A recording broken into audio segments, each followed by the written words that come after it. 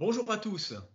Eh bien oui, oui, nous sommes aujourd'hui à distance, mais on tenait absolument à être à vos côtés pour annoncer les lauréats de ce grand challenge de votre concours annuel Pigier Handicap International. Oui, on devait être à Nantes aujourd'hui. En plus, c'est la ville de mes origines, des origines de ma famille, donc pensez que j'avais un immense plaisir à vous tous vous rejoindre. Mais non, on ne peut pas, nous sommes empêchés. Empêchés d'être avec vous et pourtant, nous vous avons accompagnés, vous nous avez accompagnés, on a été très proches les uns des autres et on tenait aussi à être proches aujourd'hui pour être avec vous pour cette remise de prix.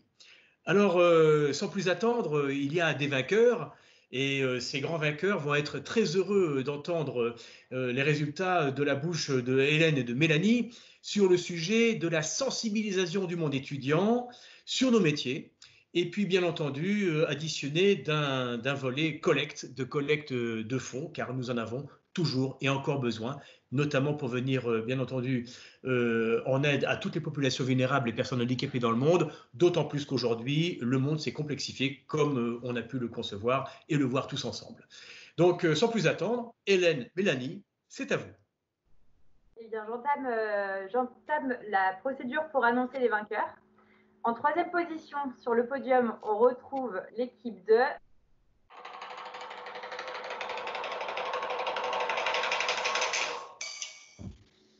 Rouen, qui a réalisé un travail sérieux et de qualité avec l'idée du jeu de piste qui est hyper ludique et qui répond très bien à l'objectif qu'on avait, qui est celui de la sensibilisation. Alors, un grand félicitations à l'équipe de Rouen.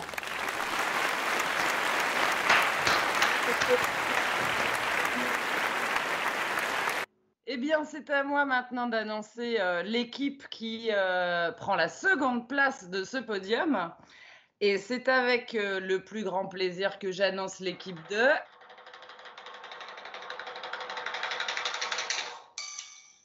C'est Nancy qui gagne la seconde place de ce concours annuel. L'équipe de Nancy nous a proposé un concours de bande dessinée, donc création de bande dessinée et puis la publication de ces bandes dessinées sur Instagram avec la viralité que ça peut générer. On a vraiment apprécié la présentation d'abord, qui était extrêmement claire, qui était complète, qui était un travail très professionnel.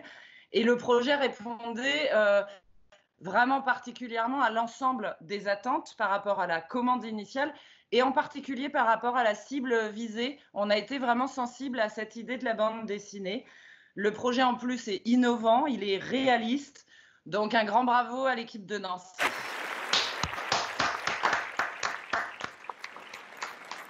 Et enfin, les grands vainqueurs de l'année 2020 sont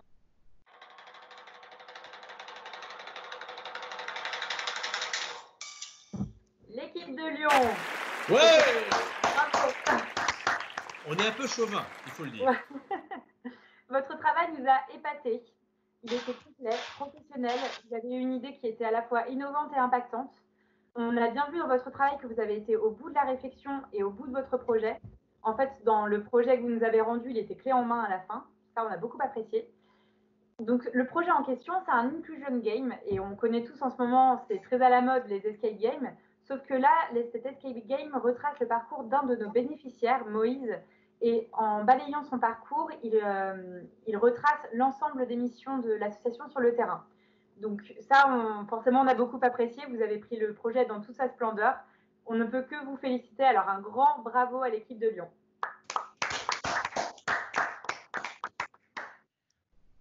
Alors, il faudra quand même préciser que une année encore, on a été obligé de choisir. C'est malheureusement le but du jeu, les règles du jeu. Le choix était très difficile, les idées étaient très variées, souvent brillantes. Ce qui a fait la différence, c'est parfois aussi la question de la présentation. Donc, n'ayant pas eu de soutenance, eh bien, on espère qu'on ne fera pas trop de déçus. Mais en tout cas, encore une fois, bravo à tous. Bravo également aux responsables pédagogiques du groupe Pigier qui, on voit chaque année, vous accompagnent vraiment bien dans vos projets. Et voilà, on espère vous retrouver l'année prochaine pour la mise en œuvre de ces magnifiques projets. Peut-être, Xavier, un dernier petit mot ? Volontiers, volontiers. Pour tous vous dire encore un grand merci au nom de Handicap International, au nom de ce qu'on appelle les bénéficiaires sur le terrain, c'est-à-dire toutes ces femmes, tous ces hommes, tous ces enfants que nous accompagnons.